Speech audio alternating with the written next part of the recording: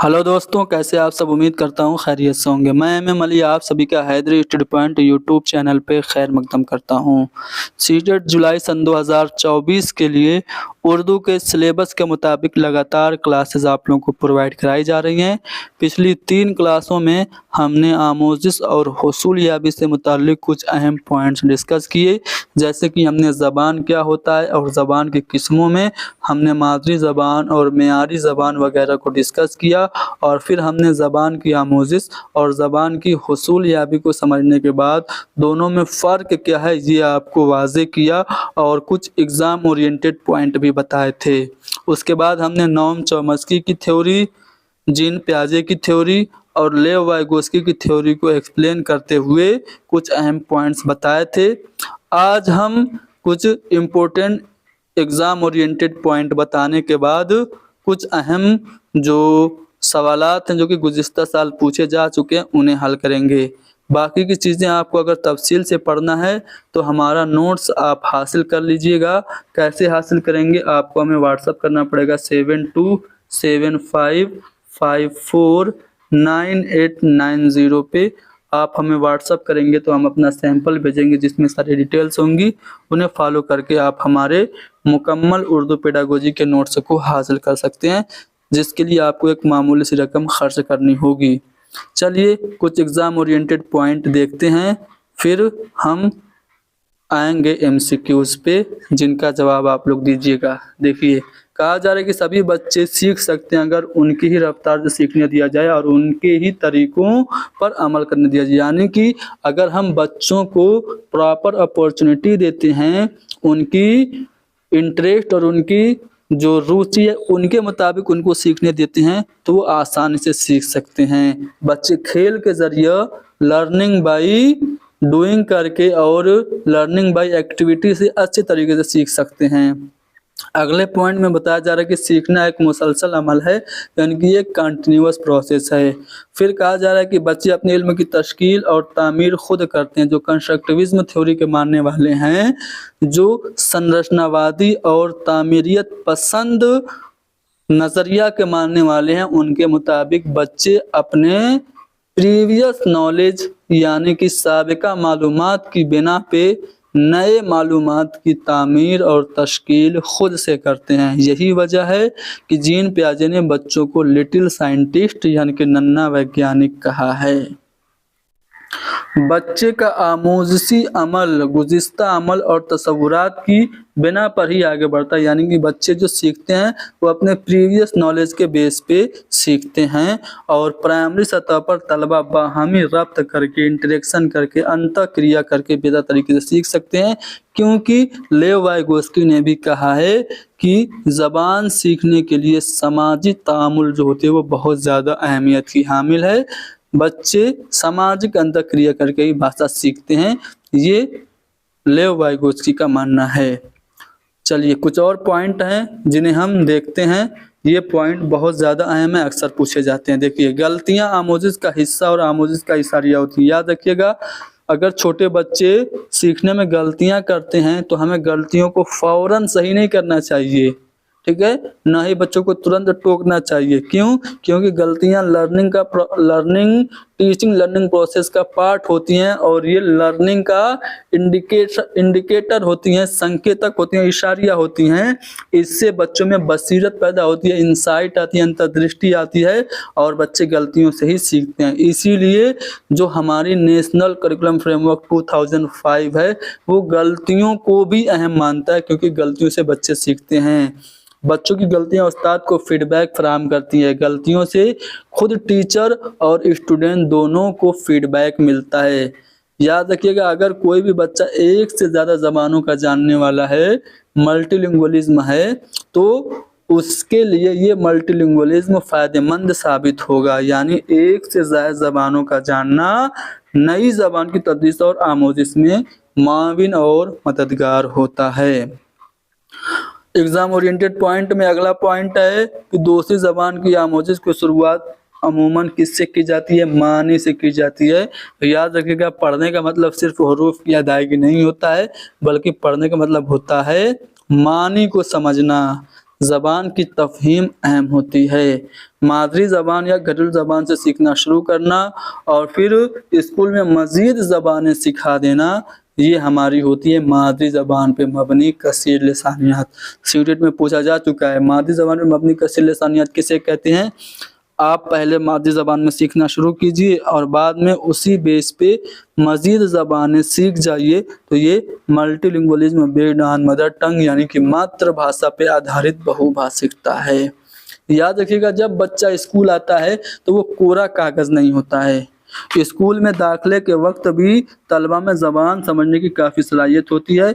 इस बयान से ये वाज़ेह होता है कि पढ़ाते वक्त क्लासरूम में हमें बच्चों की ज़बान को शामिल करना चाहिए, बच्चों की लैंग्वेज को क्लासरूम में हमें यूज़ करना चाहिए, क्योंकि बच्चा मादरी ज़बान का ख़जाना लेके आया है, तजर्बात का ख़जाना लेके आया है, वो कोरा कागज़ नहीं है।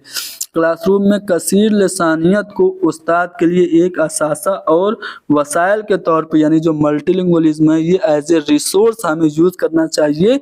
ठीक है, कसीर लिसानियत हमारे दिमाग पे मुस्बत असर डालती है, हमारे माइंड पे पॉजिटिव इफेक्ट डालती है और इल्मी महारतों को बढ़ाती है।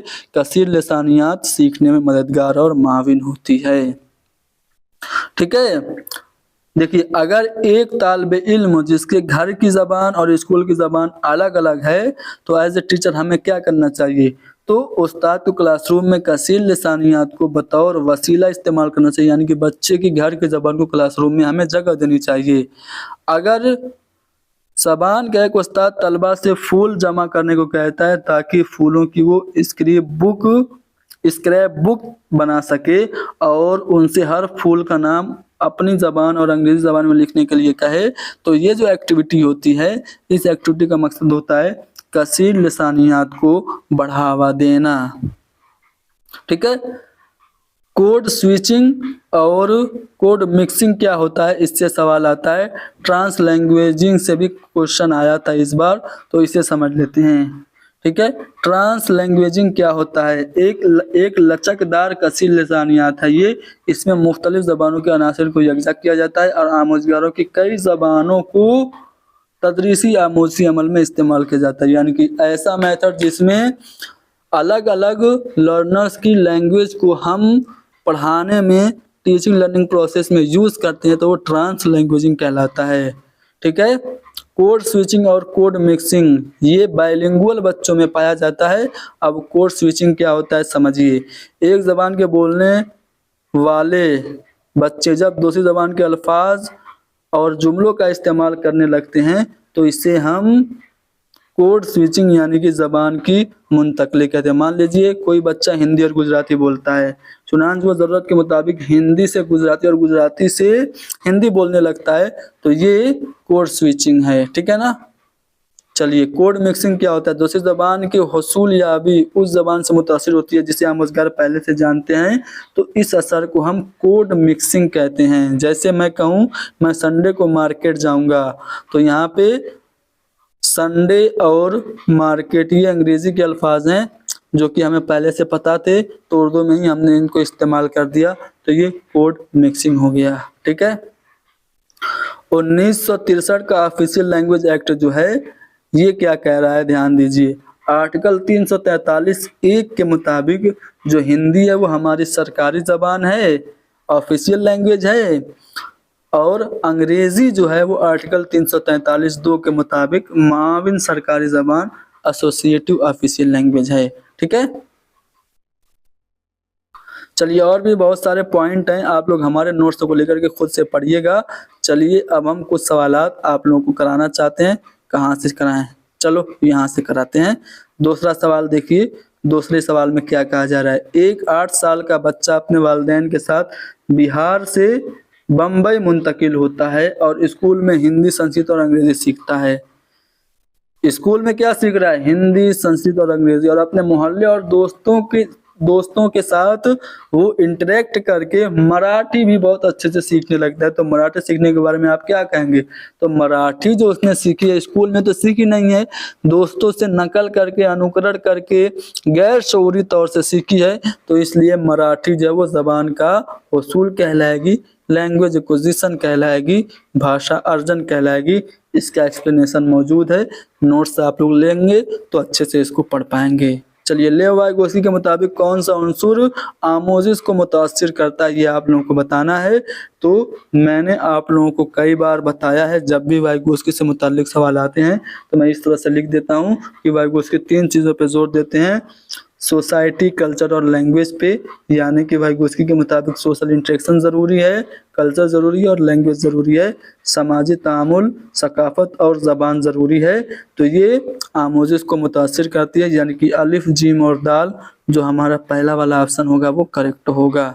ये रिकॉर्डेड क्लास है, चूँकि मैं घर पे मौजूद नहीं हूँ इसलिए मैंने पहले ही रिकॉर्ड करके इसको पब्लिश करा दिया है, स्ट्रीम करा दिया है और आप लोग इसको लाइव की तरह देख पा रहे होंगे। चलो, क्वेश्चन नंबर 4 बताओ, बच्चों में मादी ज़बान के फ़रूग को अमूमन समझा जाता है। जब हम अपनी मादी ज़बान सीखते हैं तो कैसे सीखते हैं? नकल करके सीखते हैं, कुदरती तौर से सीखते हैं, बिना किसी टीचर की मदद से गैर शऊरी तौर से सीखते हैं।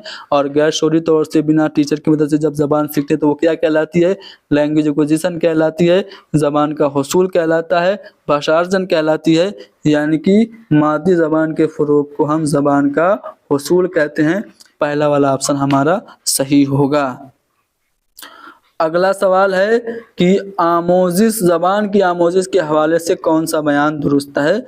इसको आपको हमें देखना है, अच्छे से पढ़ना है। चारों बयानात पढ़ेंगे फिर ऑप्शन को चूज करेंगे कौन सा वाला ऑप्शन सही है। पहला है कि ज़बान का अच्छा आमुजगार पढ़े हुए मतन में शामिल तमाम अल्फाज के मानी जानता है।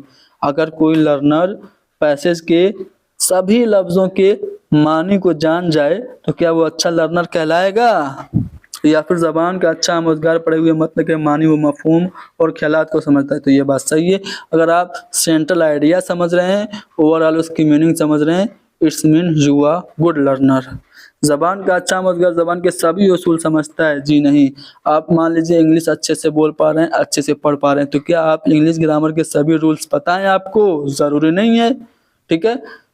हो सकता है आपको एक्टिव पैसिव ना आता हो, ट्रांसफॉर्मेशन ना आता हो, सिंथेसिस ना आता हो, ठीक है, लेकिन फिर भी आप ज़बान इंग्लिश अच्छे से समझ पा रहे हैं, बोल पा रहे हैं।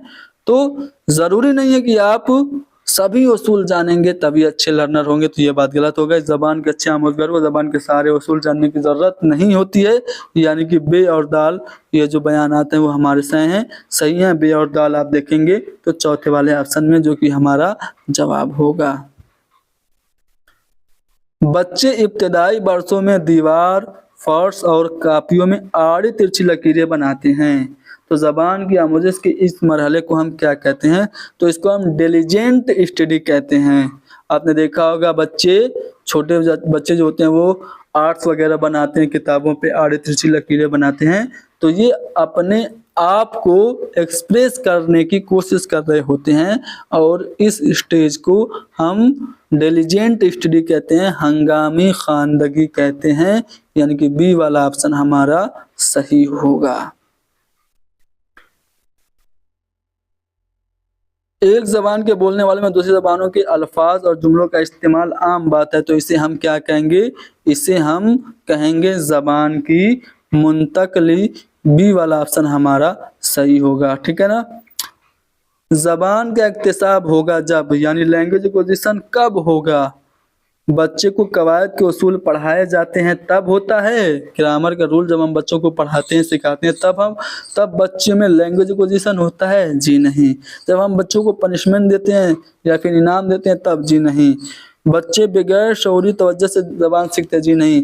जब बच्चे को ज़बान से रूबरू होने का मौका मिलता है, लैंग्वेज से इंटरेक्शन का जब मौका मिलता है, तब बच्चे अच्छे से ज़बान सीखते हैं। तो यहाँ पे सी वाला ऑप्शन हमारा करेक्ट होगा। ज़बान खला में नमूदार नहीं होती, इस बयान की तालीमी हाफिज़त है कि ज़बान सीखने के लिए क्या ज़रूरी है? देखिए, ज़बान सीखने के लिए इंटरेक्शन ज़रूरी है, समाजी तामुलात ज़रूरी है। आप स्पेस में चले जाएं और वहाँ पे कोई बोलने वाला ही ना हो तो आप वहाँ ज़बान इस्तेमाल कर पाएंगे? मान लीजिए छोटा बच्चा है, पैदा हुआ और उसको आपने स्पेस में ले जाके छोड़ दिया खला में, और उसको कभी ज़बान मिली ही नहीं, क्या वो ज़बान बोल पाएगा? नहीं बोल पाएगा। मोगली का एग्जाम्पल आप लोग जानते हैं ना, जंगल बुक का जो मोगली है वो पैदा होता है, उसके माँ बाप जाते हैं शिकार खेलने, वो कहीं जंगल में छूट जाता है तो वो जानवरों के साथ पलता बढ़ता है, तो वो बोल नहीं पाता है, जानवरों की तरह गुर्राता है, मांस खाता है, इस तरह की हरकतें करता है। तो ऐसा इसलिए हुआ क्योंकि उसको ज़बान का खैरख़्वाह माहौल नहीं मिला, उसको सामाजिक तामुल करने का मौका नहीं मिला। तो ज़बान सीखने के लिए जो ज़रूरी चीज़ है वो समाजी तामुलात है, यानी कि हमारा जो ऑप्शन बी होगा वो करेक्ट होगा। उर्दू ज़बान में दूसरी ज़बानों के अल्फाज बखूबी इस्तेमाल होते हैं। आपने देखा होगा उर्दू में हिंदी के अल्फाज, संस्कृत के अल्फाज, अरबी फ़ारसी, तुर्की के अल्फाज आसानी से यूज़ हो जाते हैं। तो ये उर्दू की किस ख़ुसूसियत की बिना पर होते हैं? तो उर्दू दूसरी ज़बानों के अल्फाज को बहुत जल्दी एक्सेप्ट कर लेता है, तो जल्द कबूलियत की बिना पे हम दूसरी ज़बानों के अल्फाज उर्दू में आसानी से इस्तेमाल कर पाते हैं। आप लोगों को लग रहा होगा हम थोड़ा सा फास्ट जा रहे हैं, फास्ट इसलिए जा रहे हैं क्योंकि ये रिकॉर्डेड क्लास है, हम इसीलिए इसको जल्दी जल्दी पढ़ा के आगे बढ़ाना चाह रहे हैं, कम वक्त में ज़्यादा सवालात आप लोगों को देना चाहते हैं। चलिए क्वेश्चन नंबर 10 देखिए। नोम चौकसी का मानना है कि बच्चों को ज़बान में महारत हासिल करने के लिए ज़रूरी है, क्या ज़रूरी है? तुतलाने और दूसरे शुरुआती ज़बानी रवैये को तक़वियत देना, नकल और मशक़ करना, या फिर ज़बान से साबका। जी हाँ, इब्तदाई बचपन में ज़बान से साबका ज़रूरी है, क्योंकि नोम चौकसी जो हैं ये कह रहे हैं कि बच्चों में ज़बान सीखने की सलाहियत पैदाइशी होती है, पैदाइशी सलाहियत के साथ बच्चा पैदा हुआ है, लर्निंग एक्विजिशन डिवाइस के साथ पैदा हुआ है, उससे रूबरू होने का ज़बान से जैसे ही मौका मिलेगा वो आसानी से ज़बान सीख लेगा, यानी कि हमारा सी वाला ऑप्शन सही है। और कराएं? चलो क्वेश्चन नंबर 11 देखो। स्कूल में दाखिले के वक्त भी तलबा में ज़बान समझने की काफ़ी सलाहियत होती है कि नहीं होती है? एक बच्चा स्कूल में एडमिशन लेता है 5 साल का, तो वो अपनी मादरी ज़बान सीख के आता है ना, या फिर हम ये कहें कि बच्चा मादरी ज़बान के तजर्बात लेके आता है, या तजर्बात का ख़जाना लेकर आता है, वो कोरा कागज़ नहीं होता। तो हमारी बात सही होगी ना? तो बहुत सारी ज़बान समझने की उसमें सलाहियत होती है। तो इस बयान से हमें क्या समझ में आता है? हमें पढ़ाते वक्त क्लासरूम में बच्चों की ज़बान को इस्तेमाल करना चाहिए, या फिर सिर्फ स्टैंडर्ड लैंग्वेज, सिर्फ म्यारी ज़बान का इस्तेमाल करना चाहिए, या फिर बच्चे के पास तमाम मालूमात है, उन्हें सीखने की ज़रूरत ही नहीं है, या फिर बच्चे एक ज़बान सीख रहे होते हैं। तो जब बच्चे ज़बान समझने की काफ़ी सलाहियत रखते हैं तो हमें उनकी ज़बान को क्लासरूम में इस्तेमाल करना चाहिए। पहला वाला ऑप्शन हमारा सही होगा। अगला सवाल कि वाइगोत्स्की के नज़रिया पे मबनी तामीर पसंदी क्लासरूम में ज़्यादा तजर्बाकार उस्ताद आमोज़गारों को डैश फराहम करने में एक रहनुमा फरीज़ा अंजाम देता है। जो MKO होता है, मोर नॉलेजेबल अदर, वो क्या करता है? बच्चों को टेम्परेरी हेल्प देता है, और उस हेल्प को हम स्कैफोल्डिंग कहते हैं। तो ये जो आमोज़गारों को हेल्प देता है तो वो क्या फराहम करने के लिए देता है? तरगीब के लिए, यानी कि बी वाला ऑप्शन हमारा सही होगा। यानी कि हम कहेंगे कि वाइगोत्स्की के नज़रिया पे मबनी तामीर पसंद क्लासरूम में ज़्यादा तजर्बाकार उस्ताद आमोज़गारों को तरगीब फराहम करने में एक रहनुमा फरीज़ा अंजाम देता है, यानी कि ऑप्शन बी हमारा करेक्ट होगा। गैर लफ्जी तरसील क्या होती है? नॉन वर्बल कम्युनिकेशन जिसे हम कहते हैं। तो बोले जाने वाले अल्फाज तो वर्बल हो गए, आदाद यानी नंबर्स भी वर्बल हो गए, छपे हुए अल्फाज भी, हरकत और सकनात जो हैं ये हमारे गैर लफ्जी तरसील है, नॉन वर्बल कम्युनिकेशन है, यानी कि हमारा बी वाला ऑप्शन सही होगा। और शाब्दिक संप्रेषण होता है जब हम एक्टिंग करते हैं, आंखों का इशारा करके किसी को समझा देते हैं, किसी को घूर के डांट देते हैं, तो ये हम शब्दों का तो प्रयोग नहीं करते हैं, लेकिन फिर भी वो समझ जाता है, वो सुधर जाता है, तो इसे हम अशाब्दिक संप्रेषण कहते हैं। देखो ये सवाल ऐसा है जिसके 2 ऑप्शन गलत हैं, 2 ऑप्शन सही हैं, ठीक है। सीटेट में पूछा गया था, इसका ए और डी सही है। मैं पहले ही एक्सप्लेनेशन में बता देता हूँ, अब मैं पढ़ता हूँ। कौन दुरुस्त नहीं है ये पूछा जा रहा है। तो ज़बान की क्लास में अच्छा मतन सकाफती एतबार से गिराबार होता है, ये बिल्कुल गलत बात है। जो अच्छा मतन होगा वो बोझिल नहीं होगा, कॉम्प्लिकेटेड नहीं होगा कल्चरल पॉइंट ऑफ व्यू से, तो ये बात गलत है। हमसे निगेटिव पूछा है तो एक तो ये निगेटिव हो गया। ज़बान की क्लास के लिए अच्छा मतन आमोज़गारों के लिए दिलचस्प और बामानी होता है, ये बात सही है। मीनिंगफुल होगा, जो अच्छा होगा, ठीक है। अच्छा मत न हो जिसकी तवालत ठीक हो, ये बात भी सही है। अच्छा मतनी मवाद को तमाम कवायदी पहलू को अपने दायरे में लेना चाहिए। ज़रूर नहीं है कि सभी ग्रामेटिकल एस्पेक्ट को एक पैसेज अपने अंदर लाए। ग्रामर का जो कंसेप्ट है वो बड़ा वास्ट है, तो इसलिए डी वाला भी गलत हो गया, यानी कि ए और डी हमारा गलत होगा, यानी हमारा जवाब इनमें से कोई नहीं होगा। सीटेट ने भी इसके लिए कॉमन नंबर सबको दिए थे। चलो,